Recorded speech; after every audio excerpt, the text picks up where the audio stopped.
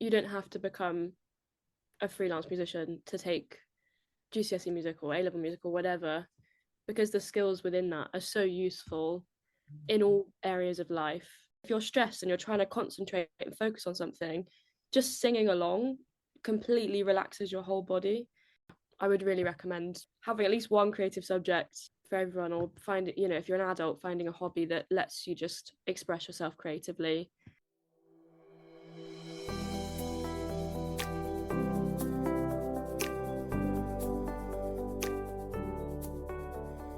Hi, and welcome back to Creative Minds Shaping the Future. I'm your host, Emma Palastanga. I'm an educator, author, and now podcast producer, curious to discuss a range of views on creativity and curriculum. In Series 2, we explore creative expression and why it is important for all of us.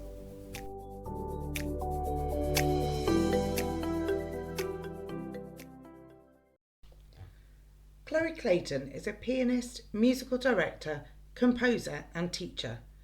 Chloe studied at Exeter College, where she discovered a love for musical performance when playing within pop and rock ensembles.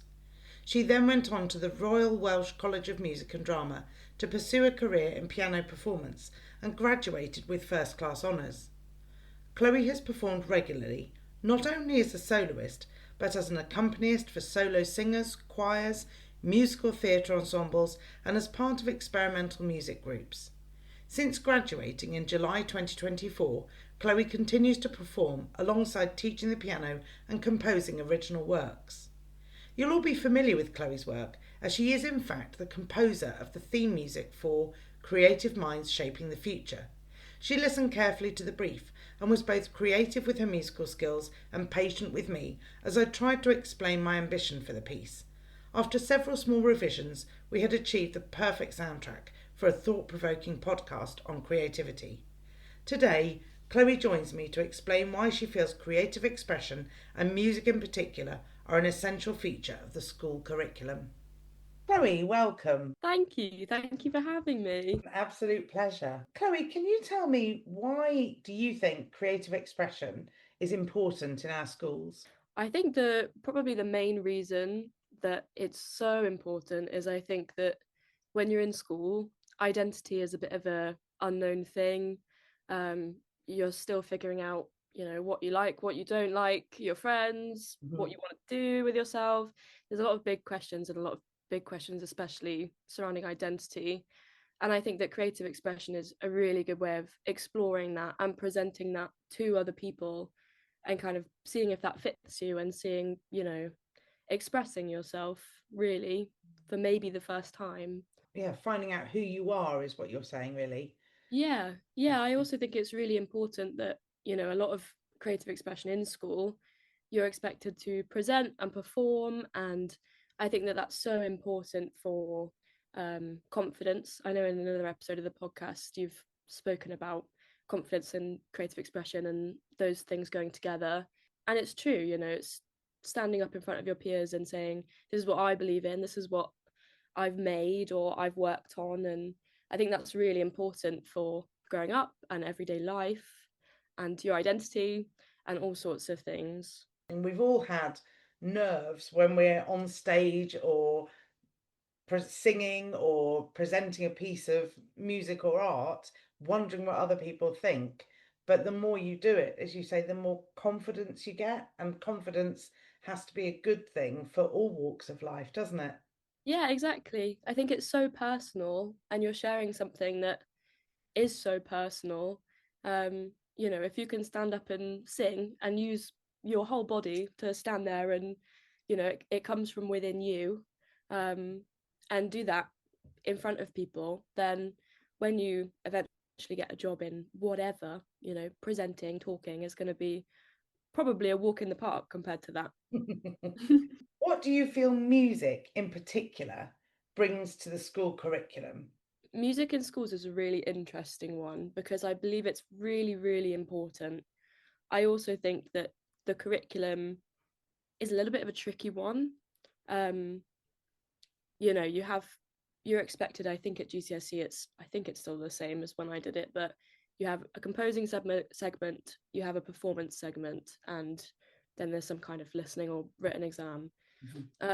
And the performance segment in particular is interesting to me because I really believe that if that's expected from children, they should be providing one-to-one lessons or lessons in class where they're being taught this is how guitar works, this is how piano works, you know, you can borrow one, you can take one home. And that isn't there at the moment, which is why I think, you know, funding is so important. And, you know, for schools to get piano tuned and have access to instruments that children might not have at home. um, you know, if you have one student who's had trumpet lessons since they were 4 and another student who's never had a lesson in their life but just really loves creating, I think that's really hard to grade and to judge. And I think the playing field needs to be a little bit leveled at the moment. That said, some of my favorite lessons were GCSE music because it was time where I could be with other people that loved it and we could make something. You know, yes, there was the academic side, but I remember also being told we were going to set up a band and play a cover and doing like Riptide by Vance Joy and singing with my friends. And, you know, I'd not done pop stuff on the piano before. So that was like really amazing to have that experience and for it to be really collaborative and learning to lead a group, learning to listen to other people in the group and bounce off of your ideas and stuff is also really important for the same reason that presentation is. So I think it has a lot of great things about it. But yeah, it could definitely do with a little bit more funding probably, and a bit more support because unfortunately it is an expensive thing. Yeah, absolutely. I think you're right about access to instruments, and even back in primary school as well. If we can get children enthused about music and provide them with those opportunities, then perhaps more children will go into music later in their life as well. Yeah, it's true. I think you can really, you know, as a one-to-one tutor, I can really tell who's had really early musical experiences and those that haven't, just from like their ear and what they pick up and what interests them. And I think giving that to people in really early years is such an advantage for many reasons, but also for creative expression and probably having more confidence with that earlier on. Let's dig into those other reasons because I picked up on joy when you said about playing pop music and being with your friends and singing. There was a real sense of joy around that. And also the collaboration, working as a team, listening to each other. Those are life skills, aren't they? Yeah, they really are. And I think for me, it wasn't until I got to university that I realized actually, I'm maybe not even that bothered about solo music. I just love collaborating with people because it's something that you never really do. Like you do it occasionally maybe, but unless you really go out of your way to set it up, it can completely pass you by. And I think in primary school, if we could have that, if we could have children creating music together, no matter what it is, with no expectations, whether it's percussion, whether it's singing, um, I think that would be amazing for people to have that sense of community within their schools, within their friendship groups, whatever. Well, you've triggered a memory in me now that we were studying the topic of vehicles. This was our overarching theme at the time, and I felt we needed to cover the music curriculum. We all feel we need to cover the curriculum, and I wanted to do that through this topic. So I came up with this crazy idea, Chloe, that we would create gamelan music with car parts. I love that. That's so cool. So, in collaboration with BMW Oxford, they supported us and provided us with some car parts. And Oxford University provided us with a professor and a PhD student. And they actually brought a whole load of gamelan instruments to school Wow. and set them up in the hall and showed us how they all worked, gave us a mini concert just for my class, it was.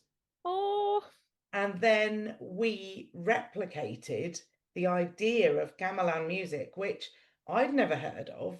So the children hadn't heard of it either. And it was a real enrichment in terms of our cultural knowledge and awareness. Yeah.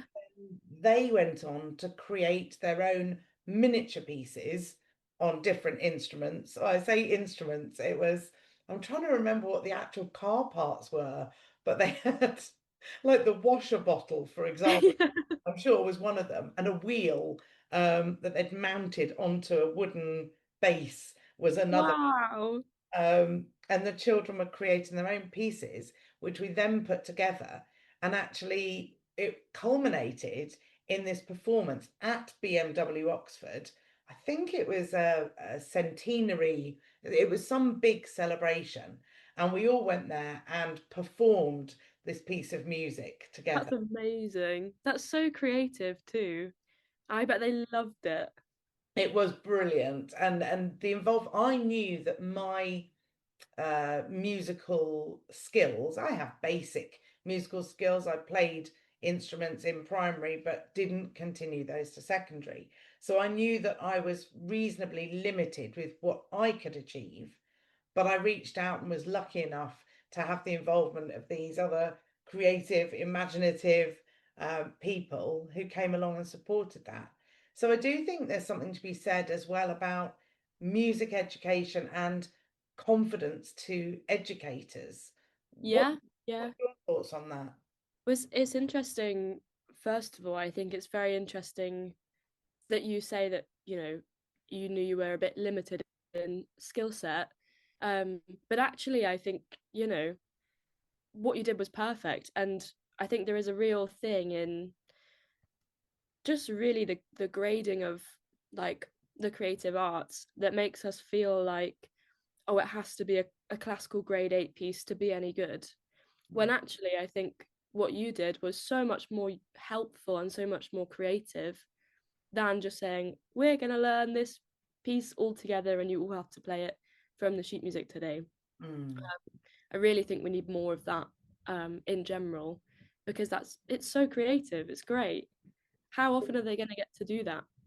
Yeah, that's You so true. know, famous composers, Debussy, for example, he's written music about gamelan music because he went and experienced it and then came home and wrote a whole piano piece inspired by it that you might not know, but it exists and it's wonderful. So I think stuff like that is really important for leading to other things and also, going out into the community and being in BMW and, that's amazing. It's great.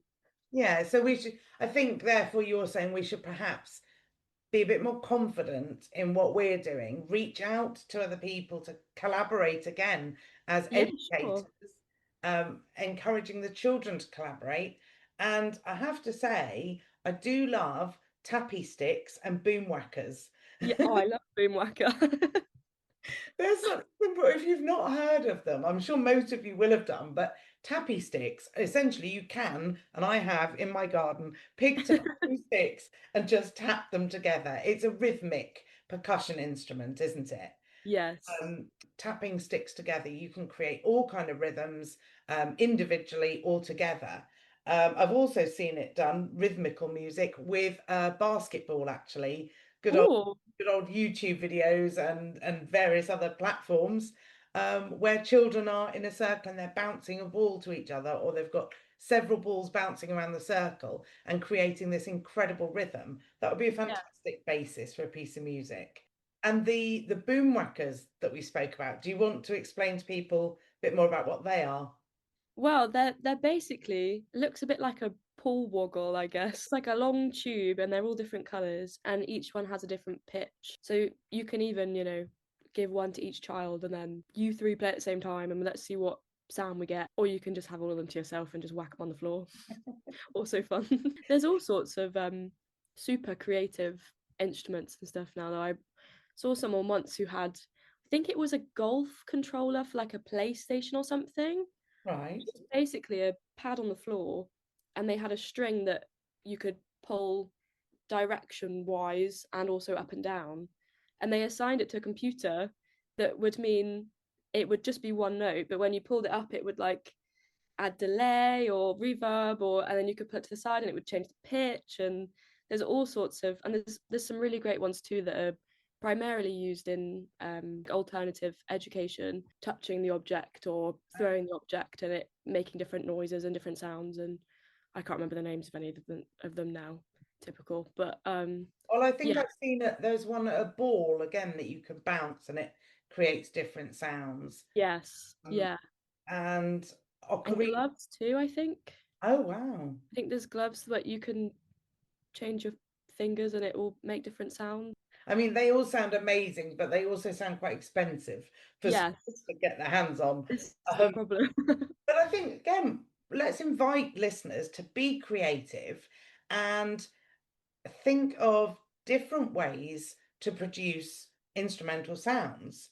So, Yeah, I mean, one very simple way is to get the children to make shakers, decorating them, putting rice inside, dry rice would be a good idea, lentils, that kind of thing, you know, the really old school stuff. But you could also fill beakers or glasses with water, tap those, blow across them, bottles with water. yeah, Let's get creative. Yes, let's not let money be an issue in terms of accessing the traditional instruments. Go out yeah. there and create things. Encourage your children to find what makes sounds. Teach them the science behind vibrations is what makes sound. I think it's really again really creative. You know, to be like, okay, this is what a bird sounds like. We're outside and we've got a bird that sounds like this.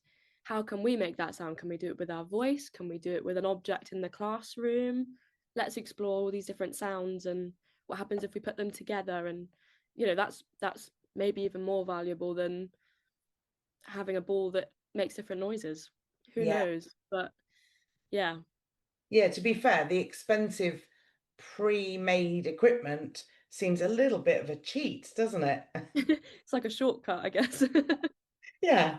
So let's invite all of you guys to be really creative and come up with different, let's call them instruments to make different sounds within your classroom. And I'd love to hear from you, to hear what you have created with your classes and how you have used different instruments to make different sounds. Body percussion is another brilliant one, isn't it? Yeah, I mean, I've never done the class teaching thing. Mhm. Um, it's only ever been one to one, which is obviously a little bit more tricky. But I do make people do weird things with their voice in our lessons because it gets them comfortable. Yeah. um, so it's good to, you know, encourage a bit of silly doing stuff with your voice. It also relaxes your body. I'm not sure if people know that, but from a piano teaching point of view, I had real problems with my back, and I had a teacher who was wonderful, and she would make me do all these weird noises, and then she'd say, "Right, relax your jaw, relax your, you know, shoulders," and it really, you know, if you're stressed and you're trying to concentrate and focus on something, just singing along completely relaxes your whole body, which you know must be so valuable too for children, particularly maybe even those struggling mentally. I Yeah. used to really appreciate time singing and, you know, creating music in school because I found it helped with that massively. Yeah, definitely. I think if anybody has really struggled with their mental well-being, you'll know how hard it is to sing actually when you're feeling really low. But if you Yeah, catch it before you drop to that lower level, you can pick yourself up and you can, especially I think collaborative singing, if you're in a choir, for example, you go and you sing with others and you hear the harmonies, it really can lift your spirits. you're Yeah. not singled out then either. You're not having to listen to just what you sound like and be super vulnerable, but instead you're part of a group where you blend in and you're contributing to something really amazing, which, you know, is always really nice. Although I think what you were saying as well about one to one and singing, yes, it is embarrassing, but it gets rid of that. And then your whole body relaxes. And I'm sure that there must be something to do with the chemicals and hormones in our body and just calm down, bringing them down to a new level. Yeah, and just being able to, you know, to be comfortable to do so. There's a lot of musical contexts where singing is really useful, but I think it's the one that, myself included for many years, people are most scared of, because maybe it is the most vulnerable. So it's really good to try and encourage. It doesn't always work. I have some students that are like, no. um, but to try and really encourage that, and even having people talking while they're playing, and maybe counting the rhythm or whatever, just using their voice while they're playing is really beneficial. And use your voice. It's good. Well, you've triggered another memory in me. So during lockdown in COVID, one of the first lockdowns, I actually joined the Great British Home Chorus with Gareth Malone. Oh yeah. And it was such a brilliant premise that he would teach all the parts to the piece, and there would be access to the recordings. So you would learn your own piece over and over. And what I used to love to do was play another piece, often I think it was tenor or bass, and I would sing along to my alto part with one of the other parts, just for fun, really. Yeah. Then there came a part where if you wanted to and you could opt in or opt out, I did opt in, to Woo. send my recording to Gareth, and then he pulled it all together and produced an album actually of our music. Wow. And that was all through the computer. So I think there's a lot to be said for the use of digital technologies within music Yeah. as well. It's interesting that that made you feel, even though you've probably never met any of those people ever, that you still really enjoyed, more so, singing along with somebody else than Mm. just by yourself, and then having this amazing collaborative project with people you don't even know is amazing. Exactly. And I did feel weirdly connected to them as well. We all Yeah, had t-shirts. You could send off for a t-shirt, and there was a Facebook group, and it kind of spun off into another world, really. And that's really amazing. I think the creative arts, music included, but all creative arts have the opportunity to do that, to pull us together. Yeah, I agree. I agree. Same with, art, collaborative painting or collaborative pottery or whatever. Um, yeah, such a potential, because it's also personal. It really feels like you're sharing part of yourself when you're collaborating, and that can lead to, really great relationships. Music is so much more than you think it is in the first place. It's not about learning to play notes in the correct order. No. It's, I'm trying to find the words. It's just so much more. Yeah, and it's really hard to put into words, actually. Yeah, I think there are just so many skills that are honed through music that can be applied in so many different settings. Yeah, I really agree. I think even if you're, you don't have to become a freelance musician to take GCSE music or A-level music or whatever, because the skills within that are so useful in all areas of life, that, yeah, I would really recommend having at least one creative subject, for everyone, or find it, if you're an adult, finding a hobby that lets you just express yourself creatively. Um, yeah, and I think that is harder if you've not had the experience in primary school or early secondary school of learning what that is and what that looks like. But it's important for everybody, children, adults. Yeah, 100%. I think that's so crucial that we have that downtime in such a pressured world. I think we need that outlet. And you're right to say if we haven't had that in school to explore, how do we know where our interests lie? Yeah, exactly. I think also when you're being expressive creatively, it also feels weirdly productive, Mm, which, if you're maybe not enjoying your job, or you're not having a good time in this area of your life, or you're having a great time and you just want to try something, I think having that like productivity can impact other areas of your life, because then you feel, I've done something productive and amazing, and now I feel like I'm ready to tackle this and tackle that, and it can be a real, like, I guess it's confidence again, but um yeah, important, really important, whether that's knitting, whether that's playing the trombone, whatever, acting in an am dram, group or something. It can be anything. I think it provides that motivation. Once you've done something that you're proud of, you feel accomplished, then you're ready to go on and achieve something else in your life. Yeah, exactly. How has music, you've suggested this a little bit already, but how has music had an impact on your own life? I mean, I kind of found music in my teens. I had my, listening to music that was like not my parents' music and feeling a bit cool, um and then eventually having piano lessons when I was kind of 12, 13, which I'm very, very lucky to have had. I'm very grateful. And then I've had a bit of a maybe unconventional for my like education side of things kind of relationship with music, because I always had lessons with my teacher that were very classical based, and we did lots of classical pieces, and I loved that. But then also when I got to kind of A level, um, I did a year of A levels and then thought, life's too short. I don't want to do that anymore, and changed my mind, which I do a lot, um, and decided to do full time music, which was pop and rock based. So then those experiences in secondary school of playing pop music with my friends, rarely, but just a few times, um, meant that it led to I was doing progressive rock and British blues and all kinds of genres that I'd never really explored. But because of other people in my class that were like, listen to this is great, um, I was then playing the synthesizer and trying backing vocals, and like it felt so collaborative. Um, and then I was like, yeah, this is what I want to do. Whether it's teaching this or performing this, or hopefully a combination of all of that, which I'm lucky to now be doing. That's what I want. And I didn't know that music school really existed at the time. I remember viewing this university that I really wanted to go to, and they were like, sorry, we don't take BTEC, you need A levels. And I was like heartbroken. And then my teacher was like, well, why don't you just apply to music school?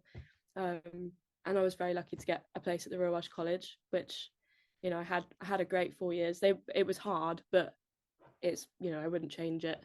Um, so yeah, I think the whole, music being my hobby and then becoming my job was an interesting thing, because I had to find a way of keeping that creative expression when it was also like work with my job. Which bit of it is work? Because I love all of it, but then, I'm doing a gig next week that isn't physically well paid, but I just wanted to do it because it's fun. And then the week after that, I have a week-long gig that is much better paid, um, and is also a lot of like tech work. So then, like, I'm practicing both of those, and I'm like, but which one is it all my job? Is it, you see what I mean? And then I'm teaching as well. So it's a weird thing to kind of still have your own creative expression within. It feels like I'm doing a lot of things for other people and still enjoying them very much, but it's less like this is what I've picked. I think a lot of artists feel like that actually. I'm thinking particularly now of music artists when they're assigned to a particular record label and perhaps they're given parameters within which to work. I think you often find lots of them leave that label and go on to another label or even set up their own. I think it doesn't really get talked about outside of the creative industries, but that whole like identity and the pressure to be doing this or doing that, or to be focusing on one thing and to be master of one thing, not jack of all trades, master of none, it's a huge like unspoken pressure in the arts. And I think we need to kind of think about that school mentality sometimes of like, let's just create and making time. I found that early on when I was in university and I was playing this classical music and feeling, to be honest, not very good at it, I found that the way I coped with that and kept the piano for myself was to go and sit down and play video game music for an hour, because that was something I really liked. I loved Nintendo as a kid, so sitting down and playing that like nostalgic music and then being able to read it from my iPad and being like, oh, I have gotten better, and this is lovely, and this is for me, and no one else needs to listen to it except for me. That was kind of how I found that balance. But now I would say, I go and play in bands with my friends, and that's my creative expression, because that's not paid, so it's probably not part of my job, but it's super fun. And I feel like that's where my identity is. Yeah, that's really interesting. I think anybody you talk about who has a creative hobby and you say, "Oh, why didn't you do that for your job?" And they're like, "No, no, no, no, no. Yeah, It would lose I'm the drawing the line. it would lose the joy and the fun of doing it just for doing its sake." And I Yeah, what you're saying, what I've written down, I often have a pen and paper by my side when I'm chatting to people on the podcast. And I've said music for others and for yourself. You've yeah, got to balance that. And I think you're absolutely right. Sometimes in creativity, the greater the constraints that we have, I think the more creative we can be because we push against those constraints and think, okay, so where are the little loopholes here? yeah. But equally, I think creative people are generally free spirits and don't want to be constrained. And that's why you were saying you hop about from different things. I wasn't surprised to hear you say that because I think that's very true of a lot of creative people. They like to jump from one to the next to the next. It's just the way that their brains work, actually. Yeah, And I that's think, where we get this incredible creative output. yeah. It's hard to think of anyone I've met that is an extremely creative person that just does one thing. Because I think, I mean, I have a really short attention span anyway. So I'm lucky to have such a varied, you know, job. But yeah, I think it's rare to find someone that really is very creative that just pins himself down to one thing because it's so hard to choose, you know, if you love all of it. I love teaching, I love performing, I love composing, like I love all of it. So then what are you supposed to do? Like, Yeah. what do you pick? I think even just attaching those things to your identity makes you feel more like validated.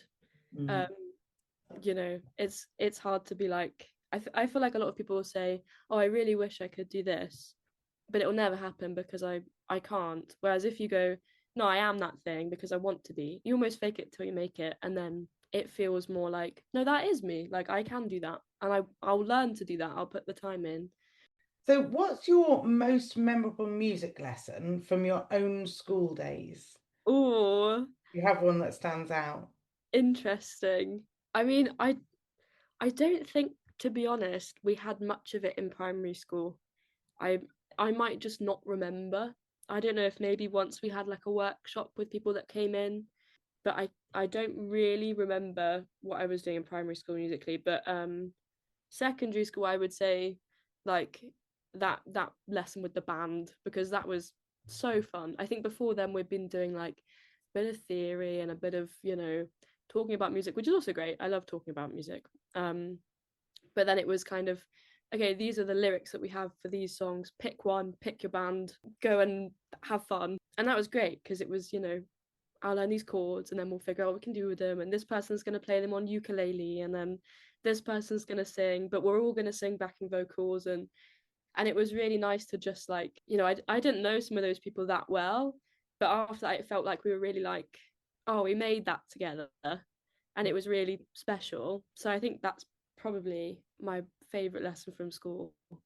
Do you think the collaboration and the freedom kind of led to that? Having permission to just go and be completely like, yeah, here's a chord sheet, but do what you want with it Mm. is great, I think. And yeah, the sense of community of like having other people doing the same thing and thinking about it differently. I always find it really interesting, you know, people's different ideas when given like the same chord sheet, for example, because you wouldn't think of those things yourself. So it's I think it's always amazing to collaborate and see what other people think and, you know, what they would do immediately and what they would do once they've thought about it. And then talking about that things is really fun because you're like deciding what you want and then you present it and it's like, oh, I'm proud of this. And you take real ownership. Hearing somebody else's thought process as well, it must be absolutely fascinating. You know, it's important in school because I think when it's so personal like that and you're so, you know, if you've got quite a strong opinion, which I did, I was very like, what about this? What about blah, blah, blah, blah. But I think, you know, as you grow up, it can be quite hard to accept someone else's point of view if you're, you know, very strongly opinionated. So I think having that experience of like compromise also in school is really important. Um, because other than maybe in the home setting, like, do you get that in school? I'm not sure. um and like, when you're used to that now, when I have band rehearsals, yeah, we bully each other a bit because we're friends, but it's way more, we're honest because we know that we will make that compromise, and it's fine. Whereas I think in school it's good to get out of that maybe shy putting things forward, but also the opposite, compromising when you're like, this is what I want. Mm. um so yeah, it's like debate almost, I guess. Yeah, so again, it's life skills, isn't it? Through music, all of those skills that you're learning are invaluable for every aspect of learning and every aspect of life too. Yeah, yeah. So, what's next for you, Chloe Clayton? Interesting question, because I flip flop a lot between my short attention span and also not really knowing what I'm supposed to do or what I want to do, because I love it all. But I flip flop a bit between, thinking about moving to London and doing a master's and blah, blah, blah, or staying here and, you know, continuing what I'm doing, which is having a portfolio career and doing lots of varied things, which I love. I really love.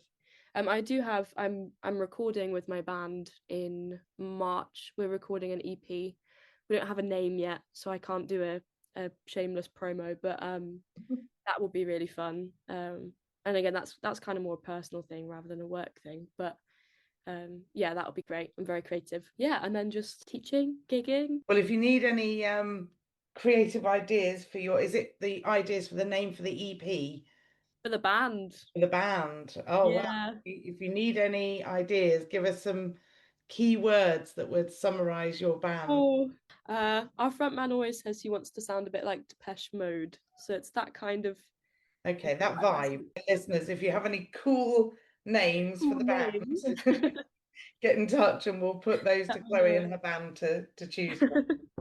Who else, Chloe, passionate about the arts, would you like to hear on Creative Minds Shaping the Future, and why? Good question. I really enjoyed the podcast you've done so far because I haven't necessarily known those people, but I also think that's quite nice because it's like meeting someone new virtually. But I guess on the flip side of that, I mean, I know this is like ridiculous almost, but it would be cool to have like a singer or an actor maybe, because I always think those people are like, when they've built a bit of a name for themselves and they're, and we all know who they are, they feel so removed from society. I always really enjoy hearing about their school experience and what they think about education. Mm-hmm. I find it really interesting. So somebody who has made it big, if you like, and Yeah, I guess so. hearing where it all began. Although I also really love, hearing from people that are just super passionate about what they do, and, like the rest of the episodes I've really enjoyed. Thank you. I'm hoping to do that, to bring different people to the listeners, and there are so many guests lined up. Obviously, we've completed series 1 now, but series 2, I have so many people from different disciplines within the creative arts, which is really exciting. And then in series 3, we explore about what creative teaching looks like. And I already have quite a few guests lined up for that as well. So yeah, glad you're enjoying it. Well, thank you so much, Chloe. I really enjoyed chatting to you. I've learnt about how creative expression for you is about identity, building confidence, that music is for others, but also for ourselves. And we need to balance that. It's about collaboration as well as freedom, community, and being proud of what we're creating together, sharing ideas and compromising, all those skills which are honed through music creativity, but actually are so invaluable for life.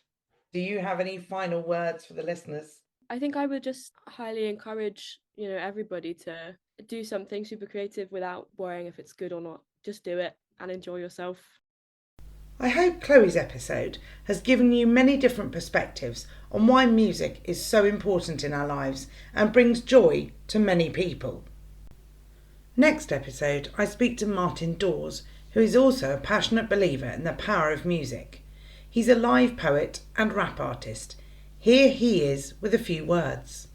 I think creativity is really important because it gives people voice. And that voice contributes to the narrative of who we are as individuals and as groups. I've been delivering rap music workshops for very nearly 30 years now. It's a receptacle for the individual's voice. So you can focus it on any theme you want, any theme that's relevant. It could be about the school's identity. It could be about bullying. It could be about racism. It could be about gender issues. It could be about anything you want. It could be about the Industrial Revolution. So it's a brilliant educational tool. Music is a tremendously unifying force. So in terms of the power of creative expression to create culture, well, the music itself bonds people together. Any form of creative activity together, it's going to build rapport. You're going to lay foundations that can really help people out further down the line. If you're following this podcast from the start, I hope you've enjoyed listening to Series 1. If you're a new listener, welcome and thank you for joining us. In Series 1, we asked, does creativity have a place in education? In Series 2, we explore creative expression and why it is important for us all. In this series, I speak to painters, sculptors, musicians and dancers, to name a few creative disciplines. I already have more fantastic guests lined up for Series 3 and 4, where I'll be talking with inspiring individuals with a range of experience. If this sounds like you, maybe you have a view on creative thinking or creative expression, please get in touch by following me at ACPC4A, the number 4, on X, or Emma Palestanga on LinkedIn to connect. There are many ways you can support the show for free, and it's much appreciated. Share with your contacts, rate the show, or leave a review. If you like, you can buy me a virtual coffee to help with the costs of the podcast platform. Please follow this podcast so that you can stay up to date on the release of each episode. Thanks so much, and I'll see you on the next episode of Creative Minds Shaping the Future.